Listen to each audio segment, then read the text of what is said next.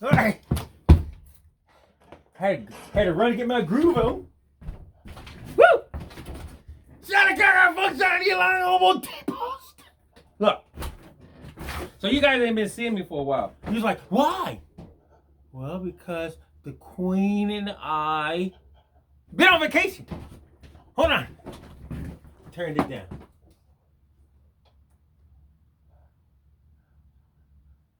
The Book of Eli probably been playing ever since I've been gone. All right, so look. All right, so I don't know about you guys, but when I go to different cities to vacate, look, some people call it vacate. I call it getting out of the house.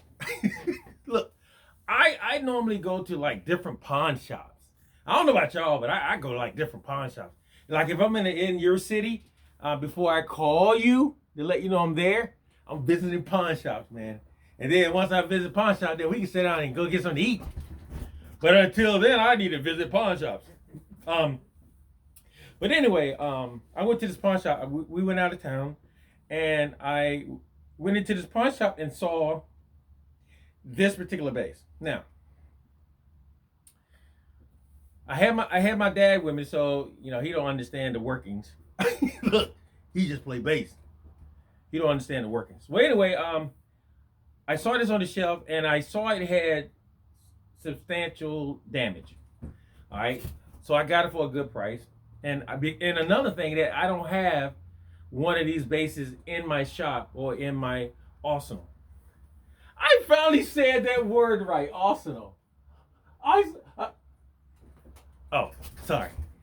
Anyway, I found it. I found this, and I knew there were some things going on. Anytime, look, this is crazy though. Check it out though.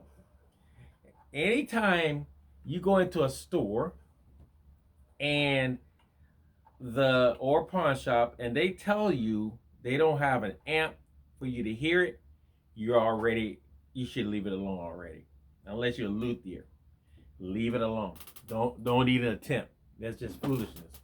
Because what's going to happen is you will get yourself caught up into something that you can't get out of. So, all right. First thing he says, "Oh, I don't have an amp, a bass amp that you can play through." All right, so that ain't good right there. That's not a good thing. But anywho, for me, I wanted this guitar, so whatever was wrong with it, I was gonna fix it anyway. Cause that's what we do in the hobo. That's what we do. All right, so anyway, I got this guitar, and it's a really cool guitar. I think brand new to about $1,200. But this is a Gill. This is a I think it's a B140E. Yeah, this is a B140E. They're nice Gills, but they're not particularly the top of the line. But it's a really nice acoustic 4-string Gill. Since I had it here, you can tell that I done carried it through the Hobo Depot, so she's nice and shiny. You're nice and shiny! Look, and glossy. And clean. Because you got to clean stuff now, folks. All right? You buy stuff, I clean all the hardware when it do. And the coolest thing with this bass is it's cool in one way, not cool in another way. All right, the not cool in another way is all your this is a active passive bass. All right, when I say active passive, I mean acoustic electric. All right, we got it. But you don't see the electronics on top. Normally they be cut right up in here somewhere. Ain't there no more. Look, not this one. So it's on the inside of the guitar bass, acoustic. And the battery is at the front of the neck. So the battery comes in a little pouch. Let me show you. In that little pouch, it has some sticking stuff. I said sticking stuff. It has some Velcro. I said okay. Anyway, it comes in this little pouch, and you put it in a little pouch like this, and then you close it up, and then you stick it right back at the neck because it has Velcro right at the neck, and the electronics are right on the top underneath the top of the guitar. All right, it's just a control of bass and treble. They're on wheels, bass and treble, and then volume. All right, and then it has a wire that runs all the way underneath the bridge, so it's piezo. And then you have another wire that runs all the way out in the back, which is the jack. All right. So today, so when I got it in here, I had to actually take the preamp out and redo it again because it wasn't working. The E wasn't working. Everything else was working, but the E acted like she didn't want to be loud. You act like you didn't want to be loud, but I got you though. All right, so I'm gonna put some SIT acoustic strings on it. I only had these like 100 years because I never had acoustic, but I bought some just in case I get one. And so I finally got acoustic bass, and these are lights. These are for non-upright basses only. Like this is a non-upright bass, in case y'all didn't know. So I got it from 45 to 105. All right, it says acoustic bass on it. 45 to 105. 105 is the fourth string. 85 is the third string. 65 is the second string. And of course, 45 is the first string. So, what we're going to do, these are really, oh, let me tell you too, before I even go deeper. All right, so look at the case though, man. This was although I think I paid too much for it, but then again, I didn't. All right, so let me back up here. All right, so look at the case. That's worth more than the bass probably. Look, in a pawn shop. This is a great case, man. Look at it, got the big gill on and stuff. Woo! I feel imposing. Not important, imposing. All right, so let's open it up. Because on this bass, I have,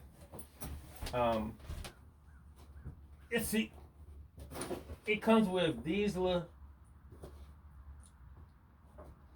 pokers. A lot of people like, come with what's a poker? These are pokers. Let me let you look at them. See? You poke them in stuff. Just poke them right in. Nice, that's looking, man. All right, so let's put the 45 in already. All right. Now, when I normally do strings on my bass, let's see how far these go down though. See, you got to figure out how far they go down and with up. So you got to push them all the way through the hole, and then bring them up like that, and then you take your poker and you poke it down in it like this, so the string won't come back out. And I normally bend my strings over the bridge. Can y'all see me bending? Can y'all see that? Look, I normally bend my string. I pull it and bend my strings over the bridge. Now, a lot of people are like, how far should I cut my strings?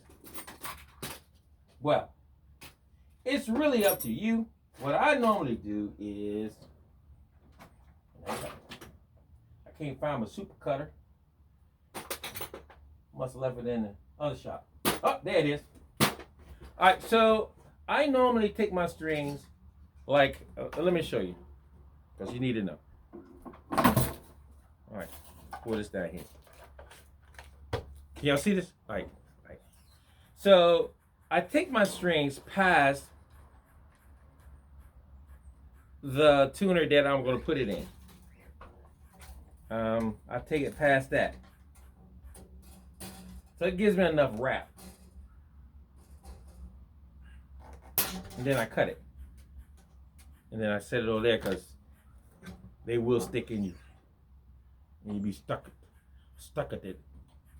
That's not a word, stuck at it. Yeah, if you don't put them in the right place, you get stuck at it. All right, so I normally get my little, I'm gonna do it this time with by hand. Normally I use my little drill thing. I don't know where it is. I ain't been in the shop, man, almost over 2 weeks. Woo, that's 2 weeks too long. All right, and let y'all know that Hootie has a new job. The Queen gave him a job inside the house. Like he's really doing something really great to be inside the house. All he does is just stand there, look good. And then people come in, oh, is that Hootie? Yeah, that's Hootie, dude. All right. So we're gonna tighten the string down. Now, when I got the bass in the shop, I basically had to do fret work and clean the whole fretboard because you don't know who's been touching it. I don't know who's been touching it. It's out of town. I don't know the people down there. And if it was in town, I still do the same thing. And then I level the frets. All right. And then I had to drop my bridge because to me, that bridge is way too high, man. But right now she's laying right on the fret, and you still can hear it. Look.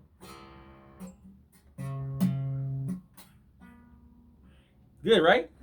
We're working on it. All right, so now we're going to our second string. And we're going to do the same thing to our second string that we did to our first string. We're going to push it through the hole all the way until it goes inside the guitar.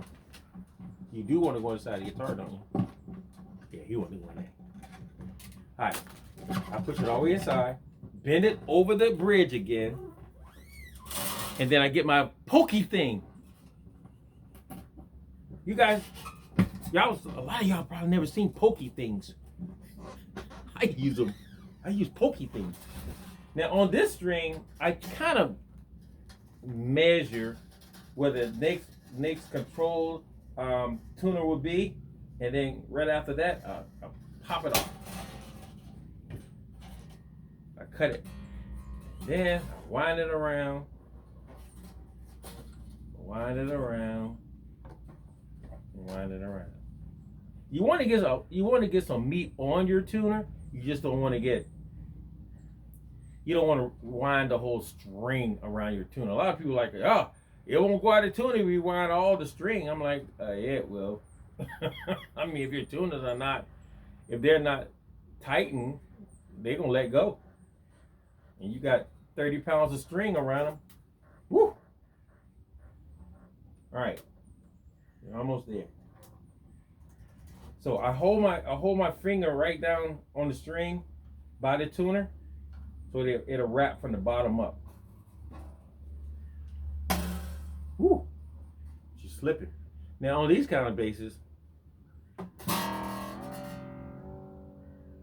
you see that smile? You better.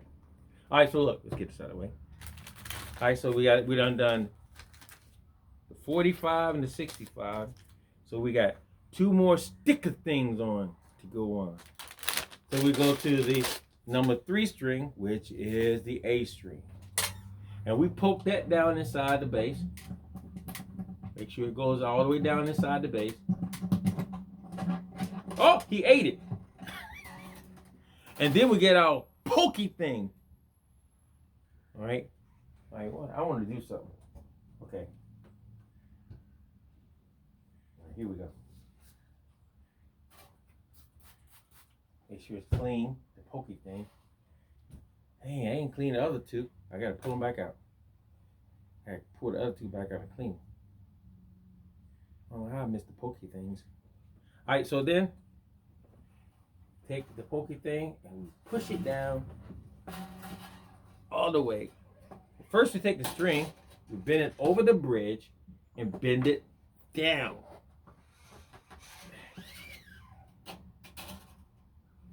I would do the same thing I did for the last one.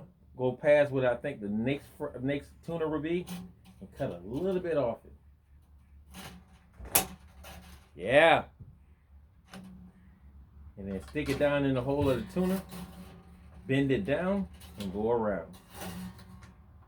Hold my finger there so it goes straight from the bottom up. So the string will wound at the bottom and not at the top. Oh yeah, you looking good, girl. Looking good. Looking good. There we go. And it looks so neat and uniform too.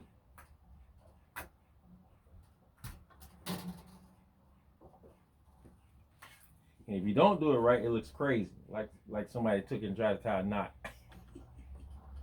We don't want that.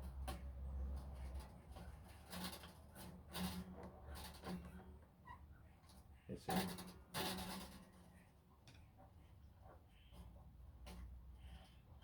Well, it's got to be one. She's got to be one to act up. There we go. All right.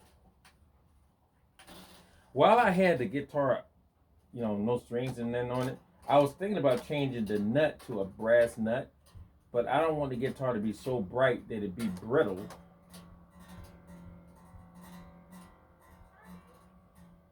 Ah, the queen. Hey, I'm out here, babe.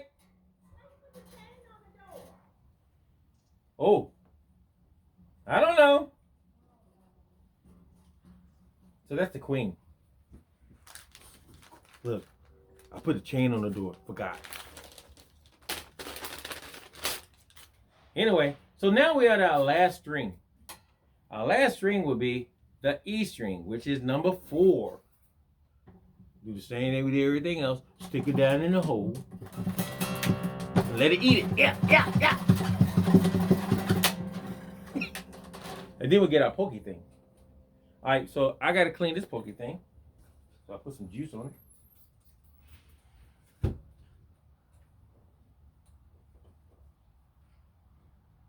All right. And we clean it. Woo, this juice is strong. It's strong. It's so strong. All right. And then, like I said, we take the string and bend it down. And then stick the pokey thing in it. And the pokey thing will go all the way down. He's like, what's the pokey thing for? It's for keeping the string so it won't come back up. So we're going to loosen up the first 2 we did because I ain't clean them. And we're going to take the pokey thing out. We're going to put some juice on it. Juice to that pokey string. Pull this one out.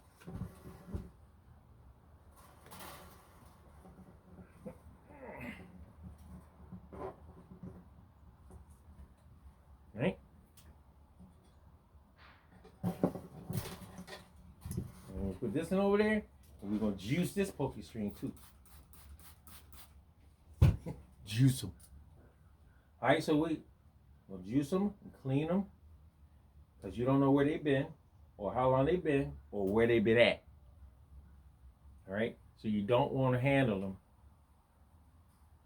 like really handle them without cleaning them. Now, go back into the hole. Excuse me. This goes back into the hole.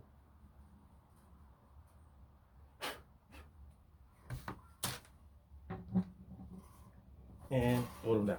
All right, so the last string is the E. On my E string, I normally go past the next tuner in about maybe a ½ inch because it's so big. I need to get a better cook. I need to get a better cutter. All right, here we go.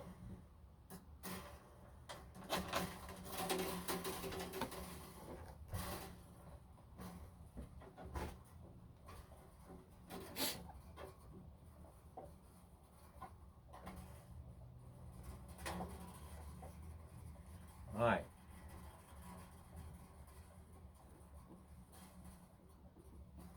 Looking good, looking good. Winding it from the bottom down, bottom up. Make sure the string and saddle.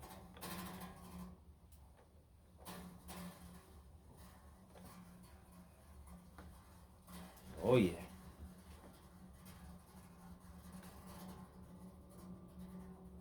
You hear it? Doo-doo. You know, things sound, I think anything looks and sounds better when it's clean. That's my opinion.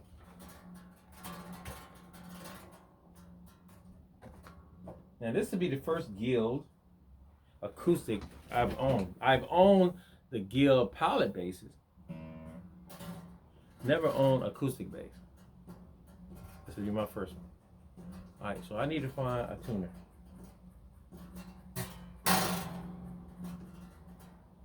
So right now she's trying to get to the end. Once they get, you hear it moving. Hear it moving? So it ain't gonna tighten up until it get through moving.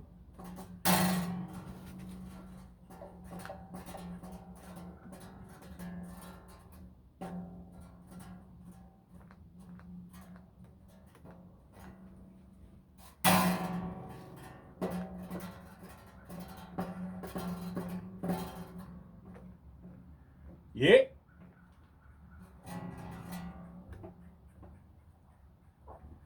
So once they get, let me get this. Oh, I see what happened. Push my joint out. My. There. Yeah. All right, so now I gotta find a tuner. Where are you, tuner? You're in there somewhere. Yeah, I got you. All right, so now we're gonna tune it up acoustically. Move this out of the way. Put the tuner on the headstock. Put it kind of in the middle, and on the side you can see it. Most people put it in the front. I don't know why. What's up with that? Yeah.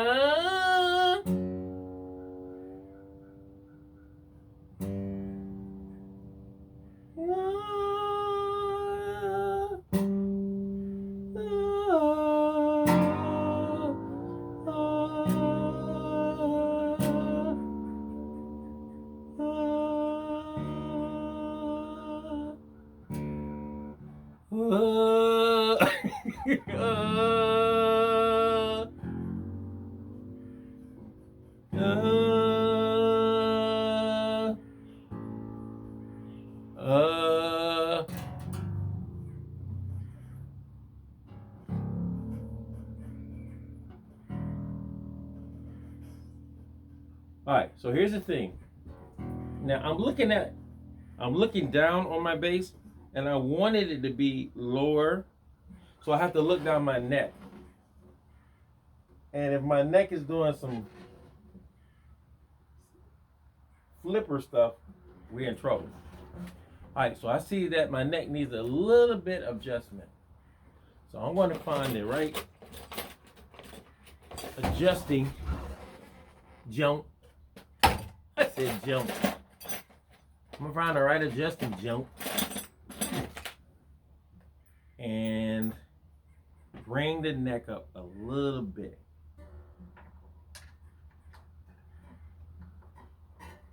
Whew, I was close, but not on the money. So it's actually a little bigger. Let's see if this is.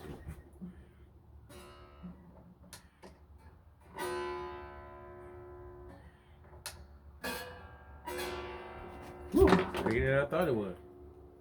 Woo, woo, woo.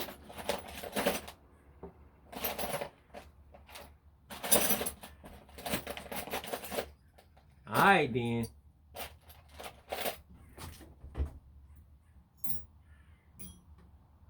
Let's see.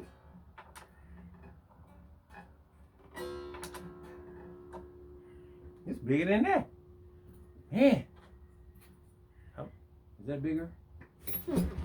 I normally hit it on the head.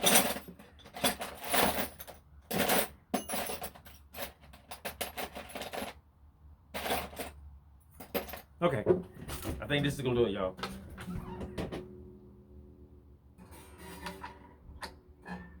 What I take? All right, so I need to pull it up a little bit.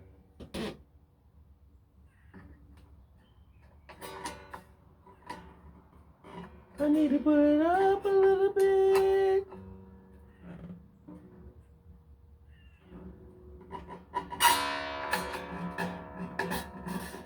So I'm looking down the neck as I'm adjusting it to see is it actually going up.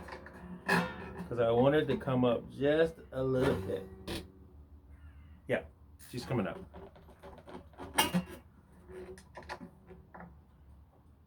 All right. This is almost not good. You got to make sure you get the right wrench, because if you don't, you're in trouble.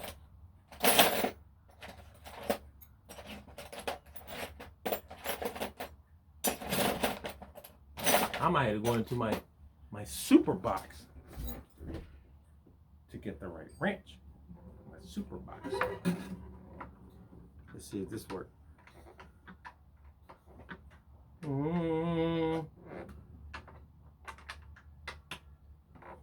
That worked. Yes, it does. So I'm gonna use my super duper. I made this too by myself. All right, so I'm looking on the neck. Is the neck coming up? Woo! Baby girl. One more turn. Perfect. Look at that. So now that I know, I don't even know what size this is, but whoo, that's pretty big. So we got to put all these back in the toolbox. I don't want to lose them. I'm going to use them again. So I'm looking down my neck right now, and that joint is sweetly straight. And I know it's tuned.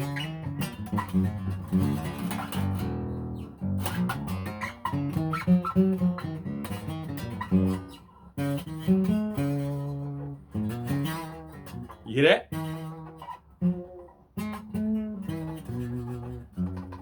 That tells me that fret right there is a little high. So now I got to take the strings back off. Well, no, I don't really have to take them off, but I have to check that fret again because it's a little high. Or I can just raise my my bridge up. And he's like, "How you gonna do that?" Well, I had to make a new nut.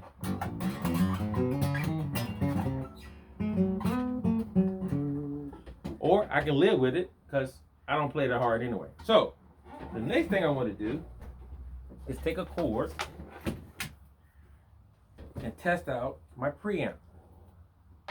So I stick the cord in the back,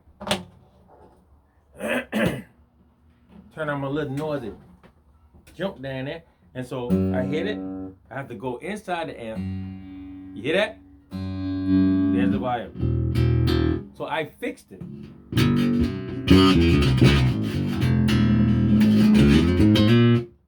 The only thing about these, I don't even think this is a Fisherman. Is this a Fisherman? Yeah, it's a Fisherman. Fisherman's a good preamp. So it's got bass and treble. This is treble. This is bass.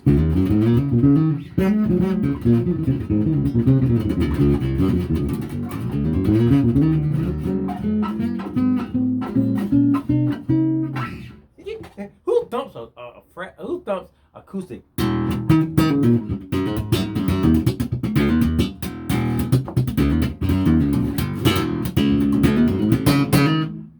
Me.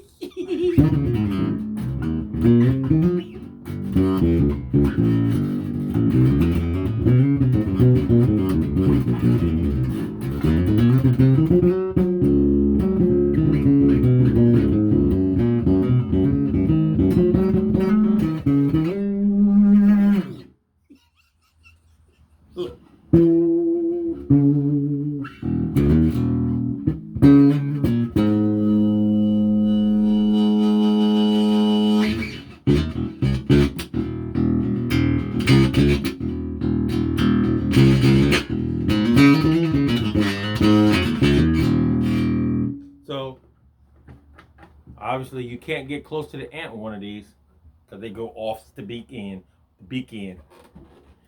But this thing sounds amazing for what I paid for it. Sounds amazing. It sounds like acoustic. It plays very well. I can use it on an acoustic gig. I do have, now that I have acoustic bass in my shop, I'm really feeling good about that. And it's a nice bass. It's a Guild bass. So Gould or Guild. It has let me turn the amp off. It has great qualities. Like I said, when I got it, it had issues, and I fixed the issues that was in it.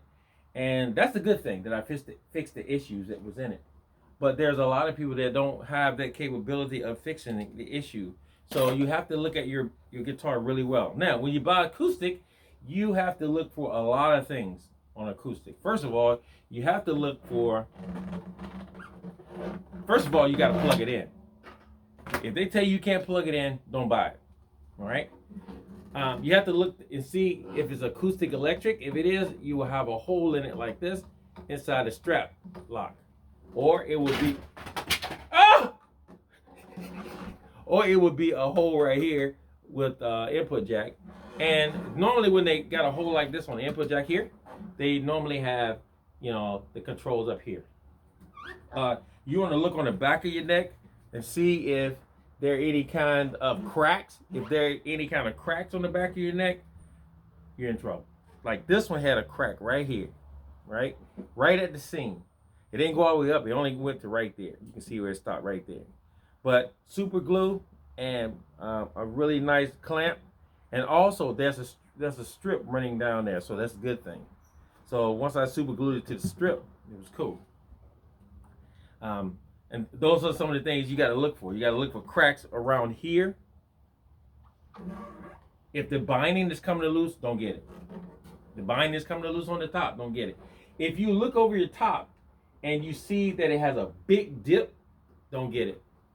If you see separation in your neck and body, don't get it. If you look back here and you see a crack running down the side of your neck, don't get it. If you look at the top of your headstock and you got a crack coming across your headstock, don't get it. If you got a crack running down your neck, don't get it. There's a lot of things that tells you don't get it. The main thing to tell you don't get it is that they tell you can't plug it up.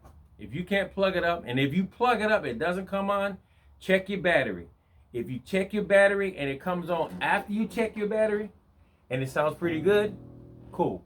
If it comes on and your E string is lighter than the rest of them, you might want to shy away from that, right? Because there's inside your bridge, there's a metal strip. It's a wire running from your preamp, comes up through your guitar, runs across your bridge here, and that's a metal strip, sort of like a piezo. So a lot of times on these guitars, the E string be kind of light. It's there, but it's light. But if it's really, really light, don't get it. So we have learned something today in the Hobo Depot. Look, what you learned? I learned I got acoustic. Look, and how to buy it. So guys, thanks again for checking out my videos. Thank you again for coming by. Thank you for praying for the Queen and I. We pray for y'all every morning. We have to. And I'm going to tell y'all, and I'm going to get off this. Prayer works. Because you guys been praying for me, and we have seen victories in a lot of things in our house. We've seen victory in a lot of things around our lives. We've seen victory to a lot of people that know us that look like they won't gonna make it. But the prayers that you guys are doing for us and we're doing for y'all are helping other folks. One note will heal this world. Shatakaga! In the Hobo Depot. Pie.